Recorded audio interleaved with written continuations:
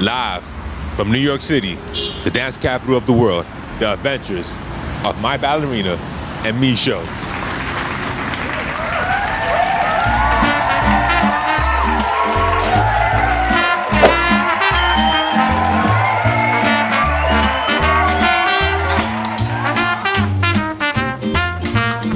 My ballerina and me, we two are as close as can be. Whether I'm trying to climb up a tree or sitting down with you for tea, we're dancing, we're dancing. Sometimes we go for a long stroller ride, or in the playground I can go down the slide. It doesn't really matter the things that we do. All that matters is just me and you. We're dancing, we're dancing.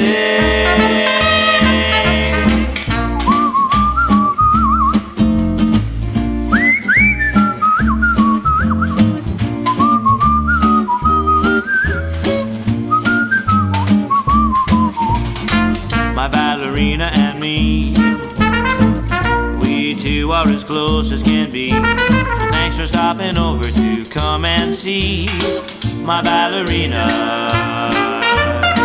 my ballerina, my ballerina and me.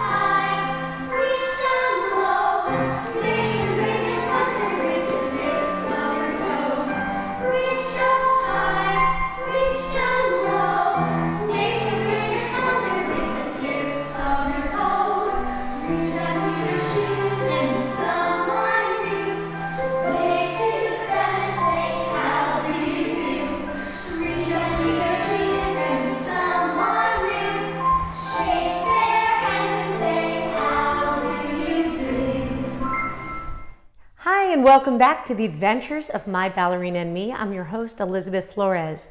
Today, I'd like to pay tribute to one of my teachers throughout the years. She was a Prima Ballerina assoluta. Her name was Ava Abdul-Hakeem. And I want to show you some excerpts and some highlights of her career when she did Sylphide, Giselle, and even danced Sleeping Beauty with Rudolf Nureyev. And what makes her so special, in my view, more than her dancing, which was unbelievable, but was her humility and her kindness and her true love of ballet. And even when I began in Battery Park and started teaching classes and I needed some help and some guidance from the professionals in the field, I invited her to come and to help me, and she taught the students, and I asked her what we could do to compensate her time, and she wouldn't accept any payment. And she said, I do it because I love it and I want to help. And that always stuck with me, and it made me feel like, you know, somebody who has danced in the highest capacity in this field, to still love it and embrace it that way is really something special. And to me is what ballet is about. It's a beautiful feeling, and even more wonderful to know that somebody of that level can share it without any ego and without any desire for, it's not money driven. This brings me to another topic today. I know a lot of my students, especially my younger students, are on Instagram and always looking at what's trending in dance. And there's a lot of extremely high-level ballet going on, partly because of all the ballet competitions that have become very popular, and they allow younger and younger people to participate. So it's pushed the level to new heights, unbelievable heights of multiple pirouettes, extensions and jumps and challenging rolls that you never would have thought a 9-year-old to do. These were roles reserved for professional principal dancers in companies, but now these young children are doing these roles. And I have some mixed feelings about it. Not everybody's going to agree with me, but here's one thing that I want to put out there. I know a lot of students who are really wonderful dancers might look at these things on Instagram and see a level that is so like astounding that they feel that it's not even worth trying. Have you ever felt like that, where you see somebody younger than you doing something so far beyond where you might be capable of right now that you just don't even feel like bothering because you don't think that you could ever achieve that? But the thing is, ballet is not only turns or not only extension. When you watch, this is why I'm sharing this beautiful ballerina with you, is because it's when you watch her dance, it's not about how many turns she can do or her lovely feet or extension. I mean, she has it all. But when you watch her, it's just a feeling. It moves you. It's so beautiful and technically pure, and it brings something more to it than just that. So know that you as a dancer have value. Don't watch these things and scroll around online and feel like, well, I'll never get there, so I'm not even going to try. You have value and you have something to share. You refine your craft, you practice it every day, you make sure the alignment is correct in the classical ballet vocabulary, but everybody has something to share. And that's some of the reason why I do this program, is I want to tell stories that are maybe not as popular. Maybe you've tried the competition circuit, maybe it's not for you, and you're feeling discouraged, but you have something valid to share, and you have a story. Well, write to me. I'd like to hear it, and I'd like to tell some stories that are maybe unheard and that deserve a platform. The other thing I want to mention and encourage young dancers to do is to remember the teachers who have helped you along the way. As a teacher myself for many years, I've worked with thousands of dancers, actually, and there are a few that stick out in my mind as people who have grown up and blossomed and taken their talent and really done something special with it, and have had the humility and the kindness to remember me in their path. And then I've had other people who have also attained wonderful things, but have maybe not been so gracious or not remembered their manners. And it's important to remember the people that help you along the way in your journey, no matter how far you take it. It's a valuable lesson. I spoke with Miko Fogarty, who is the gold medalist ballerina in Moscow. She won so many awards, from Youth America Grand Prix, World Ballet Competition, just a prima ballerina with astonishing technique and work ethic. And I said to her, how is it that you're so easy to talk to? How are you so kind when you've been in this meat grinder of the ballet competition circuit? How is it you've maintained your humility, and why is that important? And she said, she learned along the way that ballet at a certain level becomes a very small world. People do know each other, and you might be speaking with somebody who is maybe not important now, but a future director. You never know where your journey is going to take you, so you're much better off being respectful and kind to the people you meet and come in contact along your journey. So I encourage you to do that. And let's now take a look at Sulfite with Ava, followed by an excerpt of her dancing with Rudolf Nureyev in a highlight from the Sleeping Beauty. First, see a bit of the pas, and then the coda. And then lastly, her Giselle, Act 1 variation. And I hope you'll enjoy it as much as I do. And I'll see you in a bit.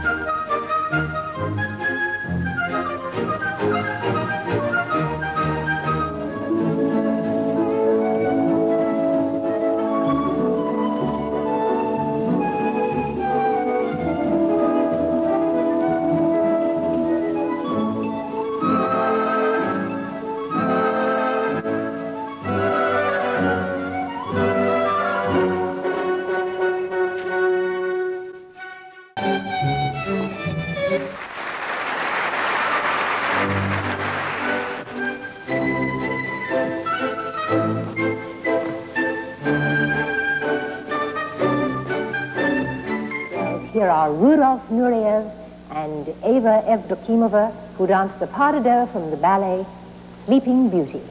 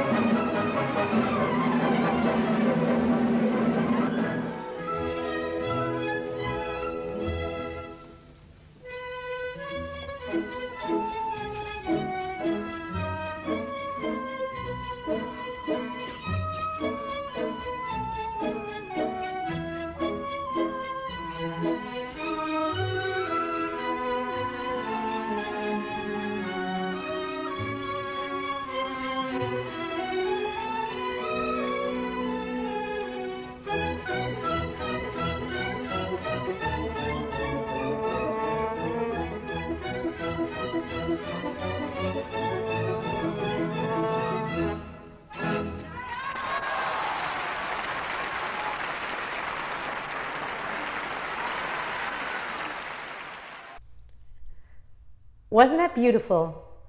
I really love watching her dance. It just takes you to a different place. And romantic ballet has a particular style and quality to it, and she just was the ultimate romantic ballerina. And now we have a few behind the scenes excerpts from putting our various shows together that I hope you enjoy.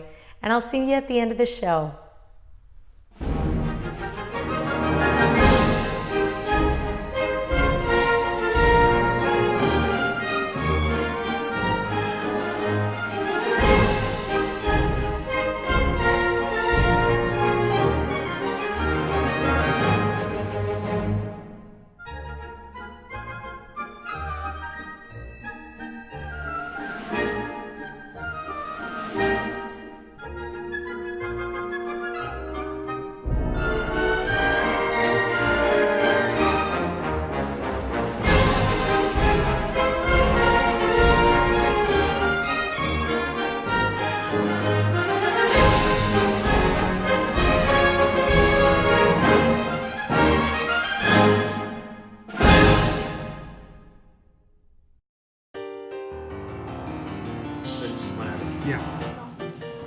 Live from New York City, the adventures of my ballerina.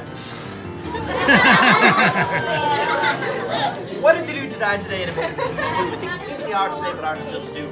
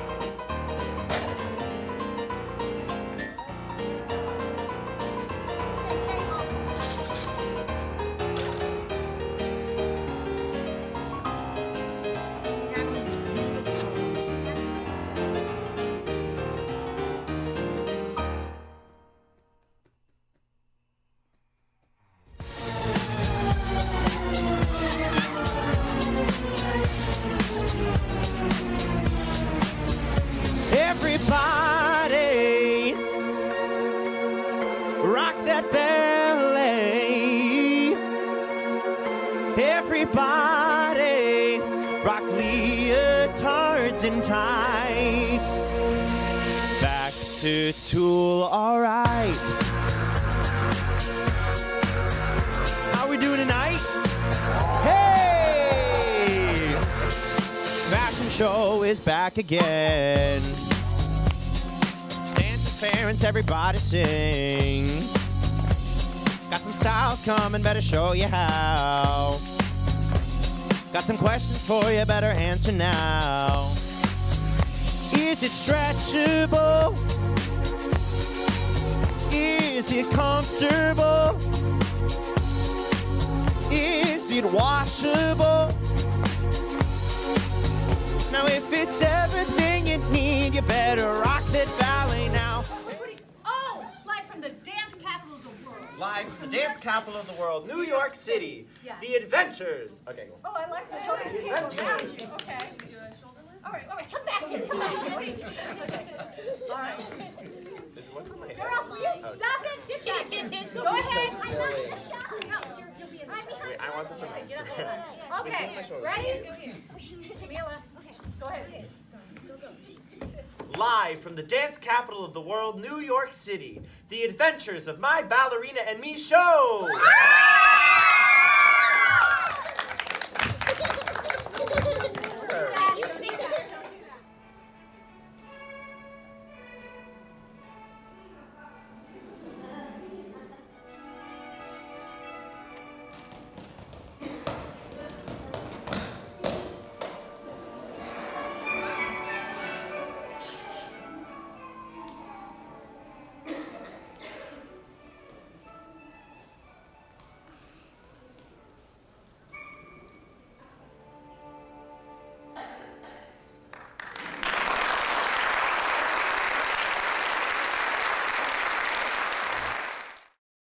What's the order of the ballet bar? I'm glad you asked, and this is why we made up the next song to help us remember the ballet bar order. Repeat the words after me. Plie, Plie, tendu, tendu, dégagé, dégagé, rond de jambe, rond de jambe, fondu, fondu, frappé, frappé, adagio, adagio, rond de jambe en l'air, rond de jambe en l'air, petit battement, petit battement, grand battement. grand battement. You did it!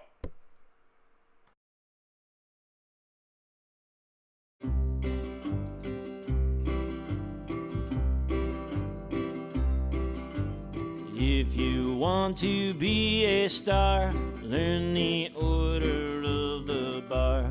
Start with them in grand plie, and then with balance on releve. Next it's tendu, pointed feet. Be sure to keep positions neat. Dégagé are off the floor. Now we have to dance some more. Rond de jambe, circle round. Don parterre is on the ground. Next you melt into fondue, bending, stretching through and through. Frappe, strike right to the floor. Stay alert, there is still more. Adagio sure makes you strong. It's very slow and sometimes long. Rond de jambe en l'air is fun. Circle in the air is how it's done. Petit battement, you work on beats. Very, very pointed feet. Grand battement is high and strong. It's almost time to end this song. If you want to be a star, learn the order of the bar. Looks like you will be a star, 'cause you know a ballet bar.